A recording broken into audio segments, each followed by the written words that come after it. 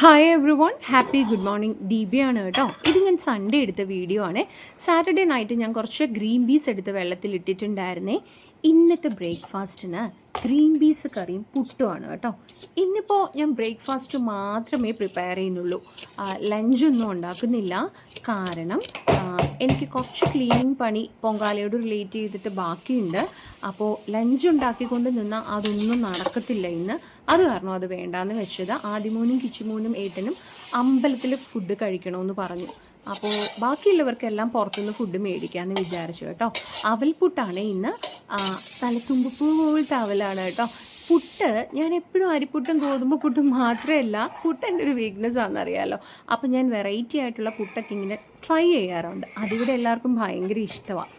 നല്ല ടേസ്റ്റാണ്. അവൽപുട്ട് നല്ല സോഫ്റ്റുമാണ്.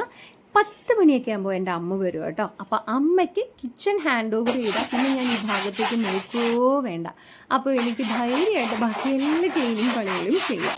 ഈ വലിയ ഫ്ലോർ മാറ്റൊക്കെ കഴുകാൻ പെൻഡിങ് ഉണ്ടായിരുന്നേ. അപ്പോൾ ഇന്ന് കഴുകിയിട്ടില്ലെങ്കിൽ ഇത് പിന്നെ ഉണങ്ങി കിട്ടത്തില്ല. 2 ദിവസമേ ഉള്ളൂ ഇനി. അപ്പോൾ രാവിലെ ബ്രേക്ക്ഫാസ്റ്റ് ഉണ്ടാക്കിയ ഉടനെ തന്നെ ഞാൻ വന്ന് ഈ മാറ്റ് കഴുകാൻ വേണ്ടിയിട്ട് നിന്നു. ഇതാവുമ്പോഴേ ഇച്ചിരി പാടല്ലേ, നിലത്തിരുന്ന് നന്നായിട്ട് ഉരച്ച് കഴുകണം. കൂടാഞ്ഞിട്ട് പിന്നെ ഈ ഫ്ലോറൊക്കെ തൂക്കുന്ന ചൂലുണ്ടല്ലോ, ഇത് വെച്ചിട്ടാകുമ്പോൾ ഇത് നന്നായിട്ട് ക്ലീൻ ആവും കേട്ടോ. അപ്പോൾ ബാക്കിയുള്ള പെൻഡിങ് പണികളൊക്കെ ഞാൻ തീർത്തു. എന്നിട്ട് വൈകിട്ട് ഒരു 8 മണിയാവും. ഇപ്പോൾ ഒരു കുഞ്ഞ് ഷോപ്പിങ്ങിന് ഇറങ്ങി. എനിക്കൊരാഗ്രഹം തോന്നി, ഒരു കുഞ്ഞ് കറുത്ത കരയുള്ള നേരിയത് മേടിക്കാൻ. അപ്പോൾ അതൊക്കെ വാങ്ങി.